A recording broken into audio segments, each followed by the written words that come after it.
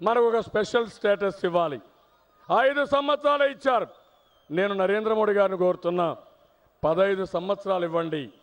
5 సంవత్సరాల్లో ఇండస్ట్రీ రావాలంటే 2-3 ఏళ్ళు అవుతుంది. అది ప్రారంభమయ్యే లోపల ఆ స్టేటస్ పోతే మళ్ళీ అభివృద్ధి ఆగిపోతుంది. అందుకని కనీసం 15 సంవత్సరాలు స్పెషల్ స్టేటస్ ఇమ్మని చెప్పి వారిని కోరుతున్నా. అదే మరి కొంతమంది కావాలని కన్ఫ్యూజ్ చేసి స్పెషల్ స్టేటస్ ఇస్తే ఇది ఒక సంజీవని కింద అన్నీ అయిపోతాయని. ఏం వస్తాయండి? 2 వస్తాయి. ఆ 2లో ఏంటి? 1 EAP, 2 central sponsor schemes. Central sponsor schemes తగ్గించేశారు, 62 నుంచి 52% వచ్చింది.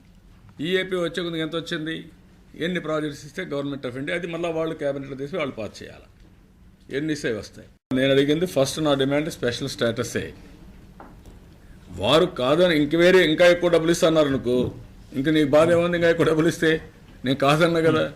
కాదు, కోడలు మగబిడ్డ కంటారంటే అత్తొద్దు అంటున్నా.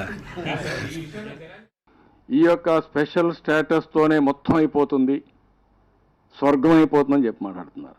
10 ఏళ్ళు స్పెషల్ స్టేటస్ వచ్చిన రాష్ట్రాలు స్వర్గాలు అయిపోలేదు. What is the reason? ఏదైతే ఈ రోజు ఇచ్చిన దాన్ని అభినందిస్తూనే వాళ్ళు ఎంత ఇచ్చినా తీసుకోవడం, మనం ముందుకు పోవడం తప్ప వేరే మార్గం లేదు. We have to fight, we have to move forward.